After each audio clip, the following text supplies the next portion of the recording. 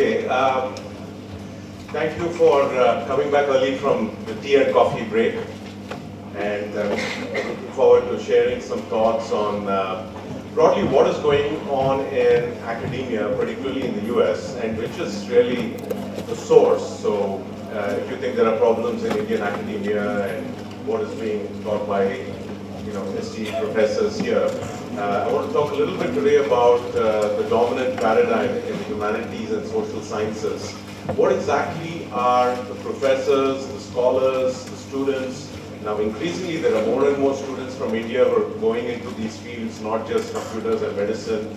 They're going to media studies and history and all these other subjects. What exactly are they learning? And more importantly, why are they learning it? Why is the story the way in the shape that it is? And I think that's very important because what is happening right now is incredible. We have a partnership, a friendship, an alliance, a messy one, a dysfunctional one sometimes, but essentially what we are witnessing is a storming of the Bastille, or I don't know what our Indian equivalent of that would be, but it's a democratic movement where the ivory tower is being questioned, increasingly by non-professional scholars, by lay scholars, people who just care about truth, who care about knowledge. They may have their degrees in IT and other fields, but they are taking an interest, they're asking questions on why a certain truth claim is being made the way it is. And I think there are more and more efforts being made, and this forum has been a wonderful one, where there's this kind of a conversation between people who are in academia, who are sort of coming into academia, like the many young students we saw the last couple of days, and some very, very influential and intelligent bloggers, social media warriors. So it's a time of great change, nothing short of that. But it's also a time of tremendous challenges because if you just recollect some of the questions that were asked, I think several times, particularly yesterday to Amit Shahji by the lady who was sitting there and somebody else, it is challenging because many of us ended up writing about some of these issues because they were dear to our heart, not for fame, not for economic incentive, and quite the opposite also happens. That we face severe professional and social challenges for espousing the kind of views we do. And what we are saying, frankly, is for the most part, very fair. It's reasonable. It's based on logic, and it comes from a good place in the heart. I'm going to speak a lot about good places in the heart. I think it's very important in order to decolonize the kind of dominant narrative there is. So this, I think, is a very important gathering.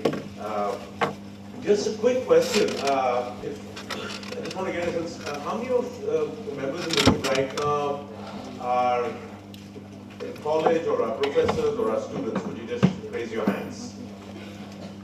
Very good. Thank you. So, and how many of you are in like humanities or social sciences in something? Fantastic. India is free. Okay, oh, that gives me hope. Okay, wonderful. Okay, so I want to talk broadly about three things today. The first, point briefly I want to talk about is the dominant paradigm on India. So, and it's very influential. It's not just in the US; it's gone global. So essentially, why is the India story the way it is? And I know we have our own narratives, particularly some of us who were exposed, I think, to the literature of resistance, also known as saffron literature. I began to discover it very, very recently. I would say only from the time this book came out, and I discovered there's a vast world of knowledge out there which I didn't even know about till now. But anyway, some of us have known for quite a while there's a problem, but it's important to address this problem within the logic of how academia is structured today. I think we're at least one generation away before we have an Indic knowledge system or everything is decolonized or an Indic media system. So we are in a way a bridge cohort, a bridge in time between a lingering, festering colonialism and hopefully a free India and a free world, because I think without a free India, a free world is impossible, and it's just a fact historically. So the first point I want to talk about briefly is the dominant paradigm. The second one is a case study in the dominant paradigm, which we actually fought off and won. Doesn't happen very often. We took a lot of bruises, but anyway, so I want to talk specifically about the California textbooks issue where, as some of you might have heard, they pretty much decided that India didn't exist and Hinduism didn't exist, except casteism, that existed all the time, and we were irredeemably evil. Anyway, so we fought off a very powerful academic and then a media assault on just a few of us really who thought the way the India story was being told in the textbooks was absurd, and what the researchers and the professors, the top scholars with big brand names were saying was also absurd. So we had to fight it off in a very precise way, which, and I'll talk briefly about that. And then finally I want to talk a little bit about just some general suggestions, on where I think the paradigm could go, what are the ideas, and then a little bit about the craft and spirit of writing, again, from a good place in the heart. I think we are here because words are our friends, simple as that. And I think we need to restore and remember our relationship to words and, of course, images or gifs or code or whatever else it is. But fundamentally, we come from a civilization that respects enormously, the power of the word, the beauty of the word, and the great social investment that goes into communication. And in these days of Twitter, and I never realized Twitter rhymes with fritter, but that's what it is. I mean, there's a lot of frittering of energy and also sometimes of political capital, which we are building up, very, very assiduously here. So finally, that's the third point, a little bit about writing, and then I look forward to some questions from you. And I particularly would like to invite those of you here to share a little bit about your encounter with the dominant paradigm in India and where you see yourself going as scholars and writers. So the first point, the dominant paradigm in academia.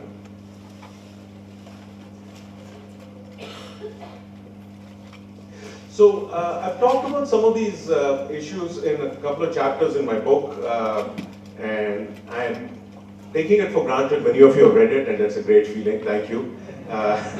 If you've not, I have a couple of copies free for students, nominal cost for non-students, because the publisher stopped giving me free copies since there's a lot of demand for it.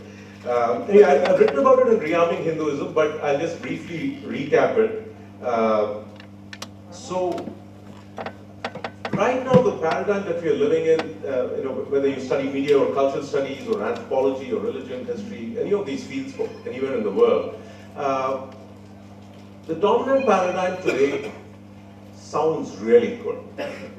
Okay, it is the place for idealists, for dreamers, for people who feel pain at the pain of other human beings, animals, the environment. In principle, it's a great paradigm, it's a critical paradigm.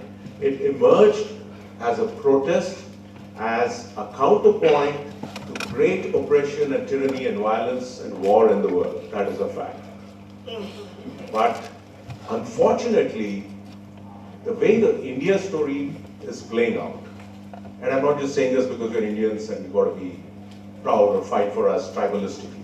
I'm saying it because we are 1/6 of humanity, and we have a history of having influenced much of the world, whether we like it or not. To paraphrase that famous Malcolm X dialogue, we didn't go looking to spread Hinduism, they just came and took it from us, or something like that.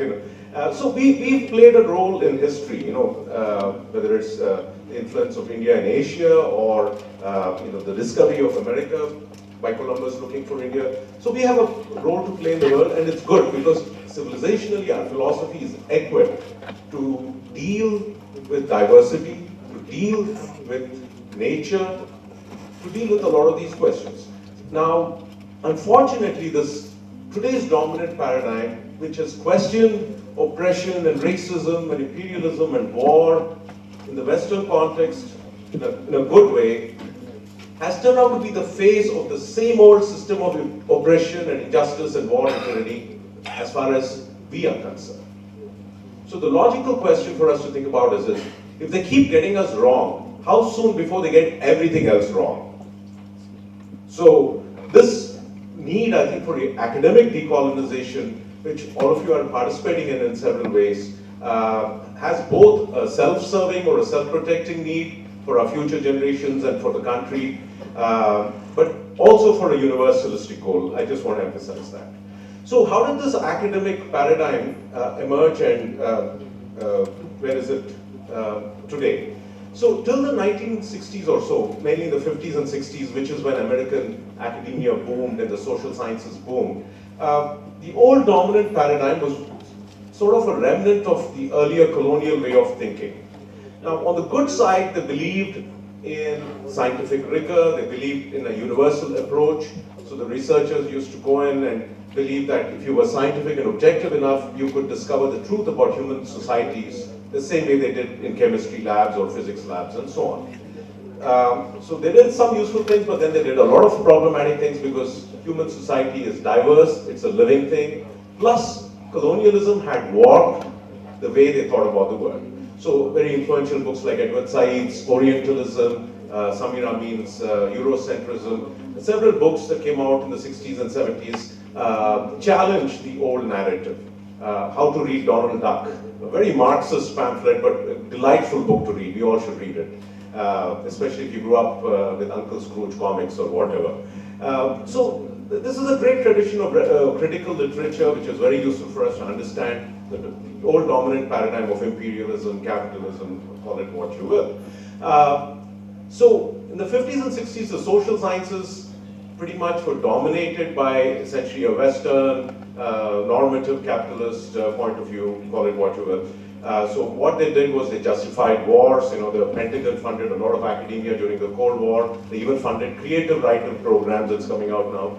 So the Western academia was pretty much part of the war machine and the part of the racist machine. 60s and 70s, there was a big upheaval all around the world, but particularly in the university campuses.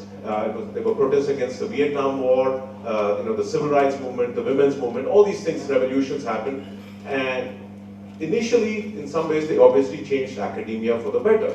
Because students would go and say, why are the professors teaching us this colonial stuff about everybody else being inferior?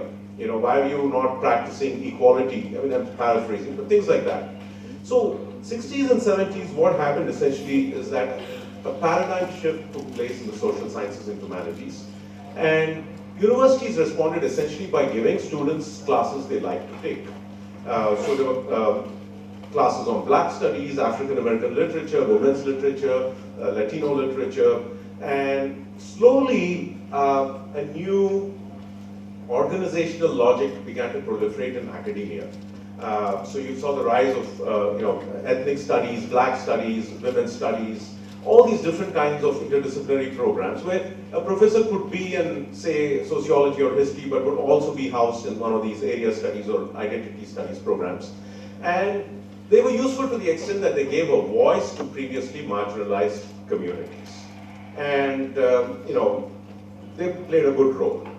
But where something really strange happened was that area studies, and particularly South Asia studies, which is where technically there is 1 billion of us who are supposed to get represented, didn't. South Asia studies went off in a very, very different direction, and it plays out in every field. For example, in my field of media studies, I was stunned, and I was talking to Professor Charu Uppal this morning, to find that there's not a single study of how India, forget Hinduism, even India is misrepresented in the history of Hollywood or Western news reporting. There are dozens of books on how Arabs are misrepresented, on how Asians and Japanese and Mexicans and everybody's misrepresented. And I know there's like dozens, if not hundreds, of Indian origin scholars in my field. None of us saw it ever fit to study how India is being stereotyped in movies like Slumdog Millionaire or whatever. So there's a huge paucity in the social sciences when it comes to the India story. Now, one thing, before I just go to the California examples, one point I want to make which is important to remember. The South Asia studies paradigm also emerged within this context of a critical approach. Okay, so South Asia Studies scholars also came in saying we want to critique power, we want to fight colonialism and imperialism and racism and sexism and all these things, which is good. Now, where things kind of got weird is, I'll illustrate it in the following manner. So now, let's say in a big American university, you have a women's studies program and then a black studies program and a South Asia studies program. Now, in the women's studies program, you have professors and you have classes and you have students and publications all fighting patriarchy. Sometimes it can just be men as a whole, but at least in principle, the fight is against patriarchy, a system of oppression where women suffer. Fair enough. Now, in the black studies program, similarly, you have the professors and students and the whole scholarship focusing on a particular racist formation, let's call it white supremacism or racism. I mean, these are oppressive realities which they fight, they study and fight and try to empower the people in these groups. Now, when it comes to South Asia studies, and I'm broadly going to just include Hinduism and religious studies also in that category. It's not exactly the same, it's come from a different weird lineage, but when it comes to essentially any kind of scholarship or teaching on India, for some reason, the bad guy in the story, to put it in simple terms, is not 500 years of colonialism or racism which we've all faced, which India has faced, but ourselves. So in Hinduism studies, the object of critique is not Hinduphobia or normative anti-Hindu fanaticism, which is what I'm starting to call it these days. Hinduphobia is too minor a word. Normative anti-Hindu fanaticism. The scholars don't fight that. They say it doesn't even exist. They say the problem is with Hinduism, with India. So this is a weird thing. And for 20, 30 years, this replicated itself. It was there in the US, it was here in the Indian campuses. It's gone back and forth, and I would say from the 1990s it has boomed. So what used to be thought of as radical stuff that your hippie friends in JNU or UMass or somewhere else talk about is today mainstream in India. And since you are at the front line of a cultural and civilizational, intellectual, spiritual struggle, you should be very clear in your understanding of that as writers. You cannot call these people fringe groups anymore. In a way they are, but at the moment if you call them that, it doesn't stick. I mean, not when they write letters with Berkeley and Stanford and Harvard on their letterhead, right? So, understanding the terrain is important. So this has gone mainstream, it's become a lifestyle thing. Now in the 90s, I'll give you an example when a famous filmmaker from India, I don't know whether you would be happy if I used the word India, say from South Asia, came and screened a film on Ayodhya in my university. There were 20, 30 people who came. I would say about 7, 8 people were his supporters, maybe about 10 to 15 Indians, mostly from engineering, MBA, were there to ask him tough questions, and a few people in between. Today, I think the situation is very different. The people who might question, the dominant narrative on Ayodhya or secularism or Hinduism or Narendra Modi ji or whatever, are going to feel like a minority, at least in elite circles and intellectual circles. So that's something we need to be aware of. So in 20 years, things have gone, the radical has gone mainstream. So that is something which is good. It's a fight. We are fighting from a position of not being privileged, but we are fighting for the people. And in the previous talk today, which Arvindan ji spoke about Dr. Ambedkar's thought, it was so brilliant. It clarified so much for us. We are on the side of the people, and that is something we should remember as we go forward. So that's just a little bit about the dominant paradigm. So that is the problem. The dominant paradigm, supposedly in India, Hinduism studies, it should be fighting for us. This has made us the bad guys. Okay, so how does it play out in real life? So the California textbooks issue. So this sort of hit the news about 10 years ago in 2005, because until then I think most of us in America were used to privately complaining a little bit, but then the idea always was, hey, why rock the boat? And anyway, we want our children to go into medicine or engineering. So what if it's history? It's just one lesson in 6th grade, big deal. Now, that was the story for 20, 30 years, and I've heard, cousins, aunties, uncles, they would say like, yeah, when this boy or girl was little, they would come back crying from school because the teacher said, your religion is evil, or worships devils, or burns women at the stake, or whatever, I mean, free for all it was. Finally, in 2005, a lot of parents got organized in California, and they, realized that there's a very democratic process. Community groups can offer comments, and the syllabus will be revised accordingly. And they realized that this was done by all the other community groups. So the lesson on history, which talked about Islam or Christianity or Judaism, was beautiful. It was very, very pleasant, and it was just good for young people. Now the lesson on Hinduism was based on a syllabus written, I think, in the 80s or something. It was full of this Aryan invasion theory and caste and not much else. So in 2005, when community groups asked for a change, initially the board said, yeah, bring a scholar. So they got Professor Shri Vamsee Juluri, who was a retired professor of history. And they made a lot of recommendations which would have made it probably on par with the other lessons. But then at the last minute, some well-known professors intervened. They don't produce knowledge anymore, they produce interventions. So, yeah. So they intervened with a petition or a letter with 100 signatures and a lot of labels like Hindu nationalist and saffronization, and BJP lost the elections in 2004, so they are now trying to capture power in California textbooks. I don't know. I really don't know. I mean, this gets more and more absurd the more you realize what these people were writing.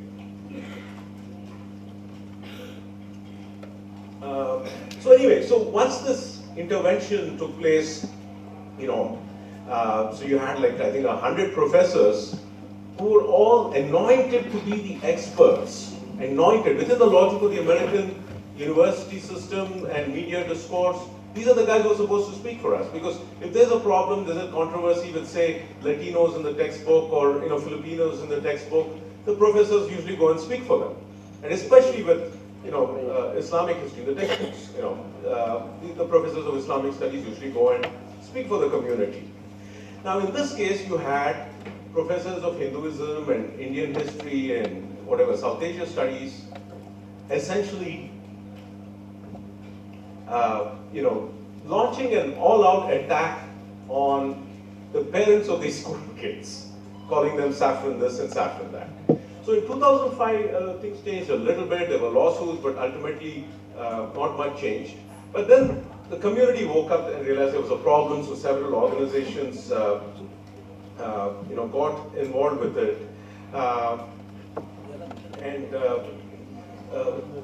So by the time the new review came around in 2014-15, given the usual Indian style, even though they say that this is all one huge sung conspiracy and all that, it's a mess.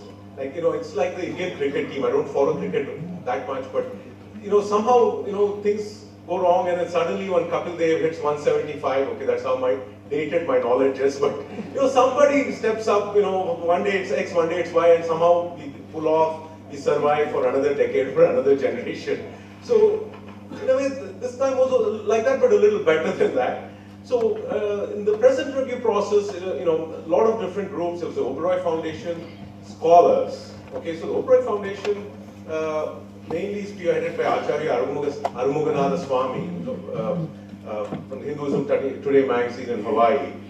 Meticulous, organized. He kept track of every single bit of paperwork. This is a bureaucratic fight, basically.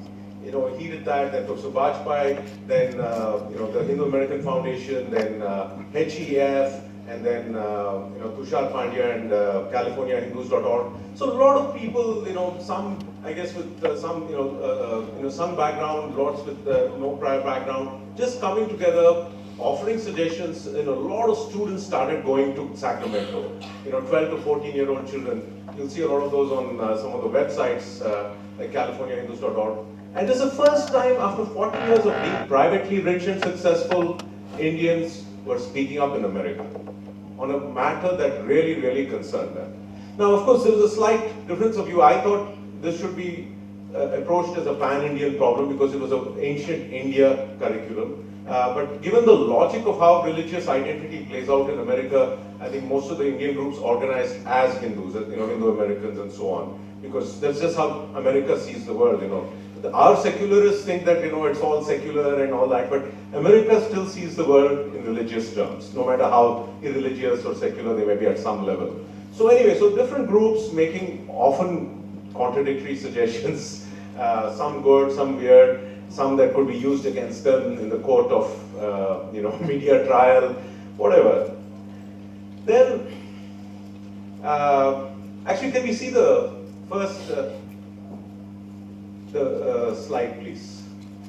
Or the website, the Scholars for People website.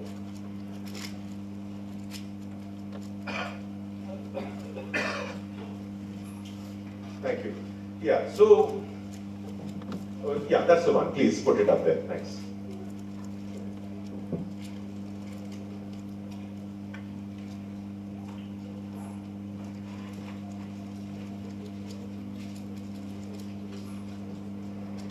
Okay, some of you, I'm pretty sure some or several of you very kindly made this petition the formidable weapon it was. But anyway, so briefly what happened is September 2015, the California Department of Education issued a new draft of the framework. So the framework basically means like the syllabus, because the core syllabus can only be changed through legislation. So that can't be touched right now, very complicated. Every few years they review how the syllabus is to be interpreted. So that's what the whole process and fight was all about.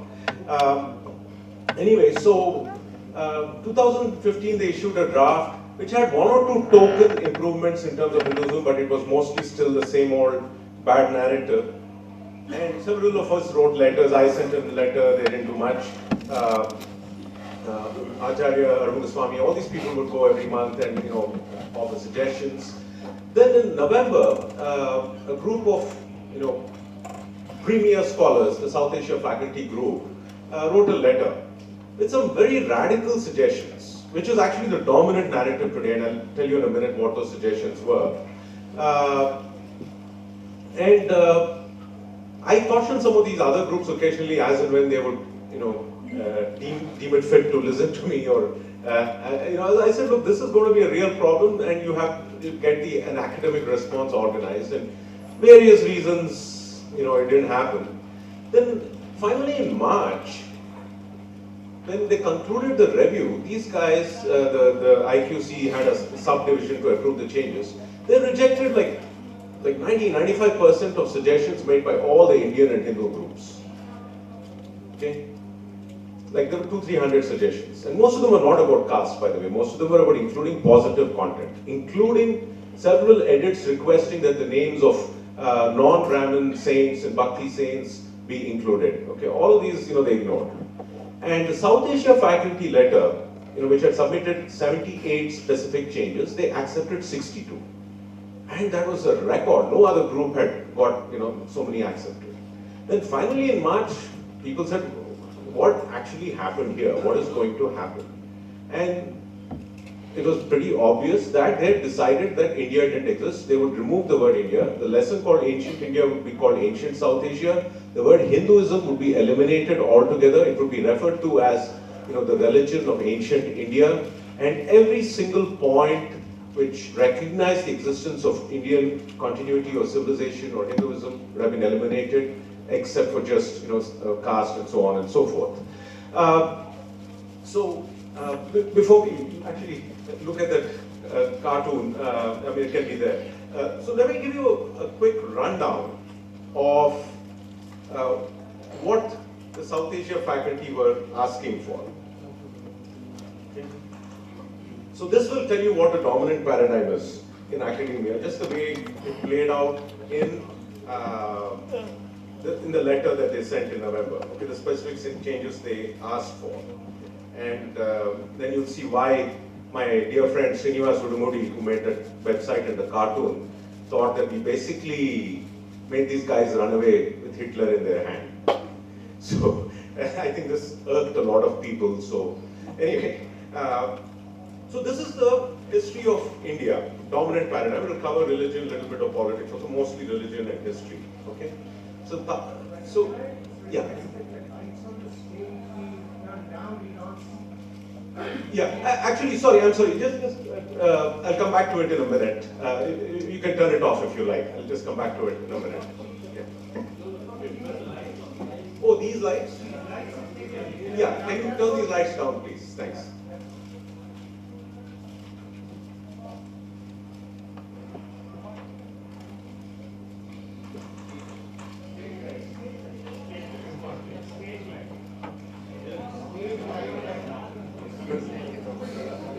Is this better?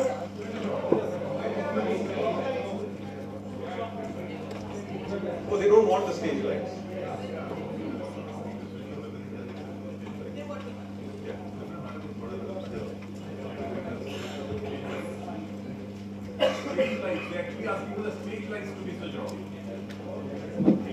Okay, let me just continue while this happens. Actually, this is good. Yeah, pretend this is a bedtime story. Once upon a time, in the faraway land of South Asia, where cruel oppression reigned. Okay. All right. So the ancient India lesson, first of all, they decided they would change to ancient South Asia. This was accepted. Okay. So how does the history of South Asia go? It begins with the Indus Valley civilization. So some basic stuff about Indus Valley civilization. Oberoi Foundation, all these guys try to get Saraswati River mentioned because increasingly it's obvious this is not some right-wing fantasy. It's, I mean, it's true. So anyway, so Saraswati was, not really, they didn't include that. They wanted Indus Valley, and of course they insist Indus Valley is in Pakistan, so that came out a lot later, and you can't call Pakistan ancient India, so ancient South Asia. Anyway, that was the logic. Now, one of the few nice things that the Hindu group suggested, was to add something about how there are several recognizable elements in modern Hinduism in the Indus Valley discoveries. So there was a line they wanted saying, like, for example, images with the gesture of Namaste, which Namaste now everyone in America knows because of yoga culture. The God in you salutes the God in me, or whatever. But let's just pretend it's none of this is the God those Hindus worship. Let's just steal the whole thing. So anyway, we're starting to get bitter. Let me not be. So anyway, so Indus Valley, the South Asia faculty group made sure that no mention of its any possible connections or even similarities to modern Hinduism exist. Okay, so they removed, whatever one or two lines that the Hindu group wanted, and the line they wanted was very little is known about Indus Valley. There was possibly mother goddess worship. That's all. That's what they wanted. Next, we come to the tricky part when the Indians invaded India, right? So the Vedic age. So earlier, this was all Aryans. Okay. The textbook used the word Aryans, it was Aryan invasion, and it was so absurd. Can you actually scroll down to the other picture, please? The Hitler, black and white Hitler. Great, yeah. So, yeah, that picture, Vishal Agarwal found it. It was in a textbook, history textbook in North Carolina. This is from the chapter on ancient India. They are talking about Hinduism and ancient India. Oh, sorry. Yeah. You need to scroll down a little more. I see it here, but not yet. Yeah, that one. Can you click? Will it go if you click on it?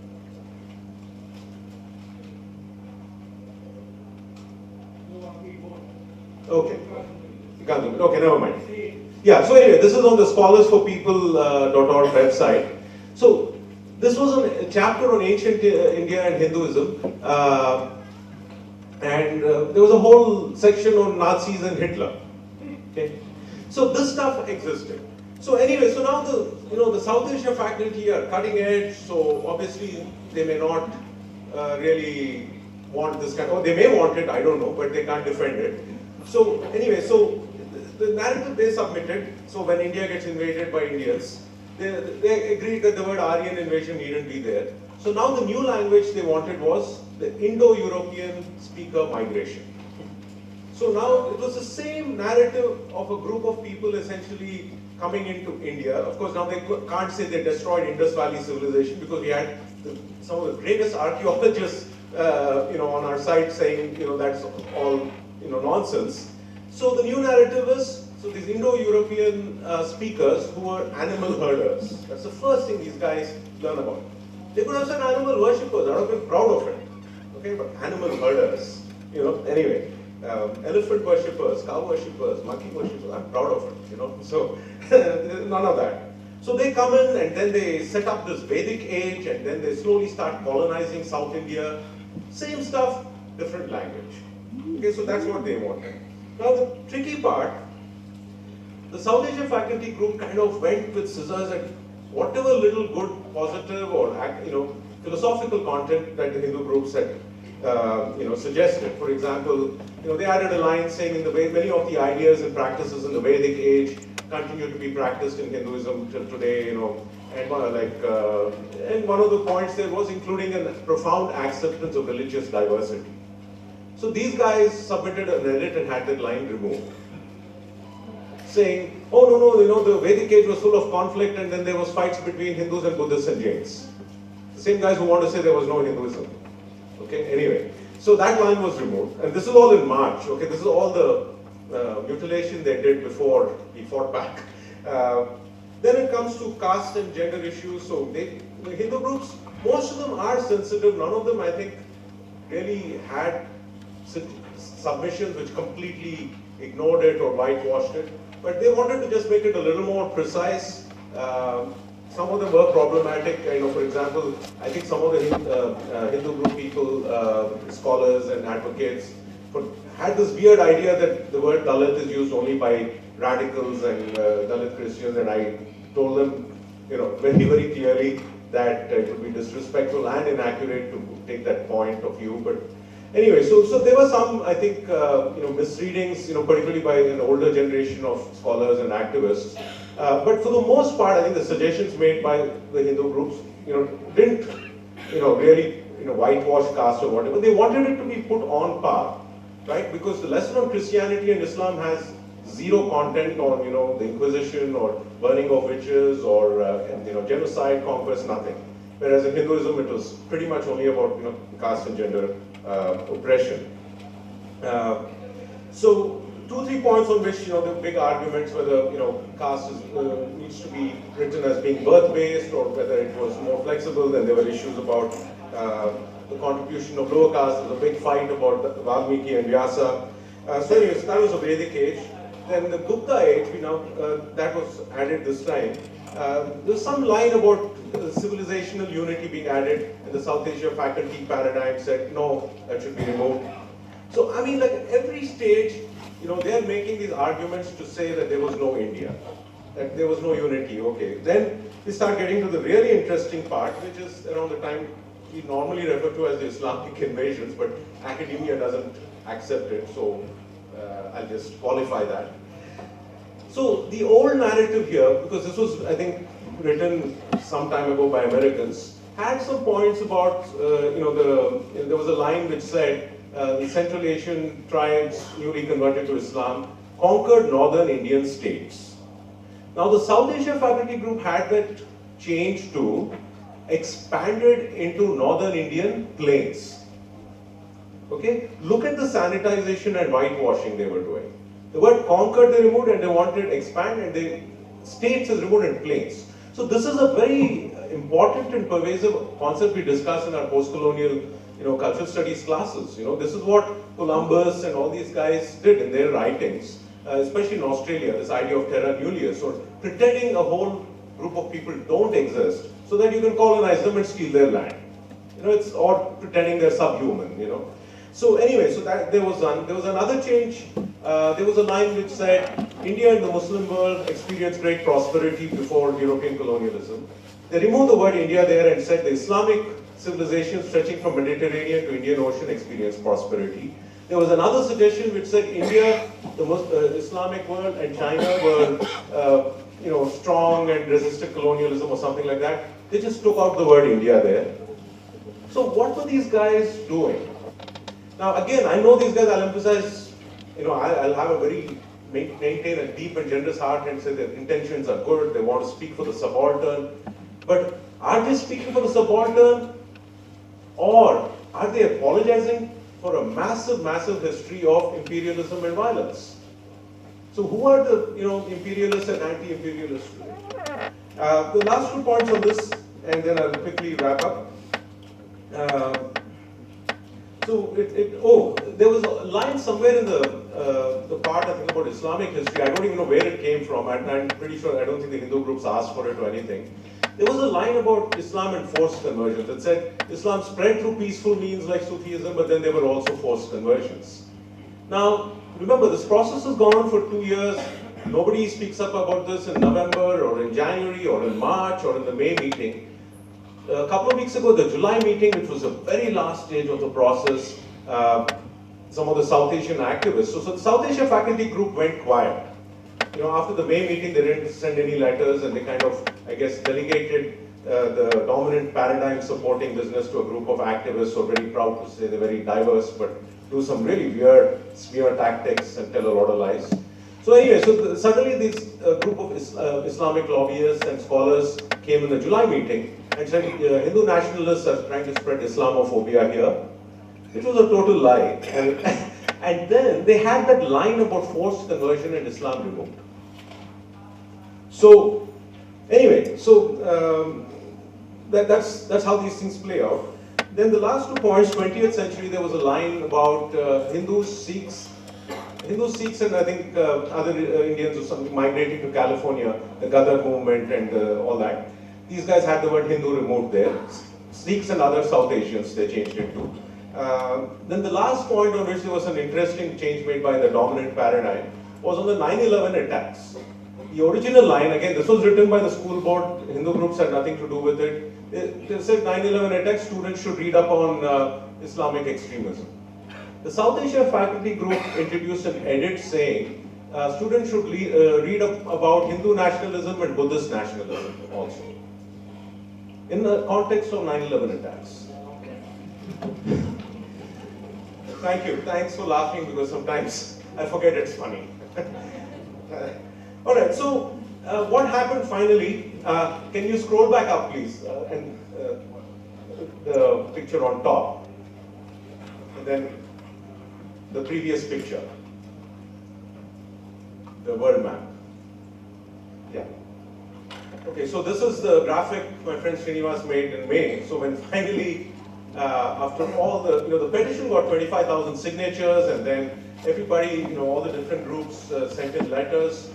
So it galvanized the community, and a huge effort was made. Again, a lot of silly things happened, working at cross purposes and so on. Indian cricket team, I guess, I don't know. So, but in the end, finally, what happened was they backed off on most of the important decisions they had made in March. So what happened in May basically is that, again, the word India was retained, and several important changes, particularly on Vyasa and Valmiki, and not deleting the word India in some key places. All of that we won. The only strange thing that happened, you can turn it off now, thank you. The only strange thing that happened was between March, when the petition kind of, the pushback from us rattled them, and May, was they started this massive media spin campaign. Some of you may have seen it. Suddenly this got so much coverage, New York Times, NPR, LA Times, Times of India, Indian Express. Everybody started writing about this issue, and most people had no clue. Everybody's making up their own fancy story. And if you want to have the delight, I hope it will be a delight, of watching me shred those media lies, take a look at the Hoot, thehoot.org. I wrote a piece where I laid out essentially about 20, 30 of the main stories that were done on the textbook issue in the media in America and in India. And essentially what happened was that between March and May, they started this parallel narrative saying that Hindu fundamentalist groups are trying to erase caste oppression and Dalit identity. Which first of all was not accurate because none of the Hindu groups' edits were accepted. Okay, so whatever stuff was included, critical stuff on caste was included, was already accepted. Now these guys submitted letters that they don't really mean anything. So anyway, so this parallel story emerged. So finally, in May, June, it was a weird thing where everybody sort of claimed victory and stuff like that. So where this stands right now is this, and to bring it back to the dominant paradigm, and then I'll close very quickly, open it up for some questions. So things went from bad to getting slightly better to terribly worse to fairly good. It's not perfect yet, but hopefully by the time the next review comes around, things will get better. And even more importantly, hopefully in the next 10 years, our children here in India will have accurate and decent textbooks to read in history. I think it's very important.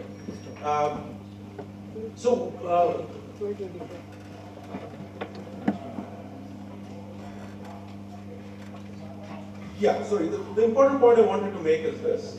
So in 2005, there were 100 professors, right, who intervened. Now, on the other side, I think there were probably 2 or maybe 3 or 4 professors.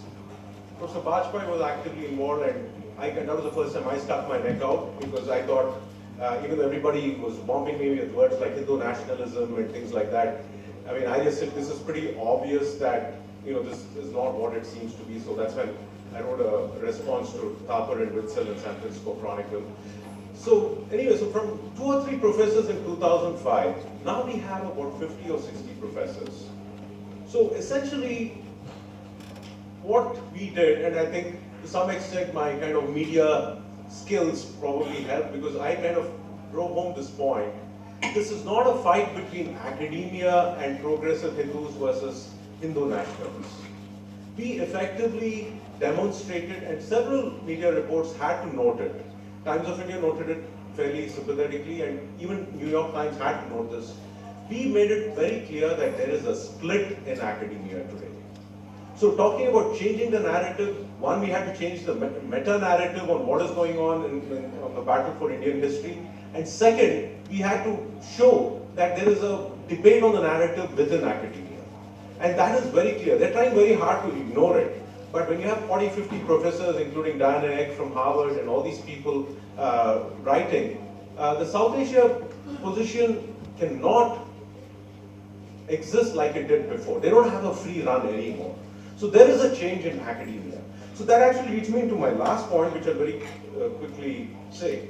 So I know some of you are going to go into academia, some of you are academically informed but probably write in popular blogs. So the whole premise of Scholars for People really was to create a forum where professional and lay scholars could dialogue and write and we wouldn't discriminate. Because see, one thing the South Asian faculty group kept saying again and again about us and our position, because they had no arguments to our position, it was very factual. They would just say, oh, you have one person in your group who doesn't have a PhD in history. I mean, now it's got nasty, they're making attacks on, caste and, whatnot. So, anyway, now that we've realized Dr. Ambedkar is probably on our side, or we need to get on his side, I mean, that's an empowering area of discovery.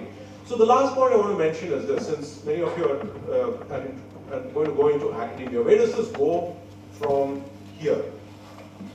So the first thing is, I think it's very important that when you write, you have this awareness about the way you're writing, how your voice sounds like, who you're writing for, and of course, if your strength is humor and criticism and things like that, that's fine.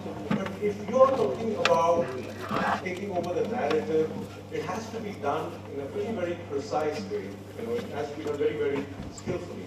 And one suggestion I wanted to make, and this happened in some of the letters that even the Hindu groups and parents and scholars were writing, and I would kind of tell them, no, these need to be changed. You should not sound like you're an outsider to the Hindu. This is a practical thing. I know it's very tempting to label these guys as fringe groups, but they're not. You still have 200 or 300 faculty, the top universities around the world, who are teaching this stuff. And we are still a small number, and many of us are not professional at it. They're arrogance, racism, all that stuff, but we can't, call them names that openly. So how do we play this game? So again, one important thing about sounding like an insider and speaking as an insider, not just sounding, but speaking with the authority of an insider is, it's important to use the logic within academia today. So I know in other circles, it's easy to say, oh, this is all part of this grand, MMM conspiracy or whatever else. You can't say that in academia, because academia does not recognize, and I'll be very blunt, Islamic imperialism as a real thing. So right now, and maybe because today they see the only imperialism essentially as European imperialism and then the post-colonial legacy of American dominance. That's how they see it.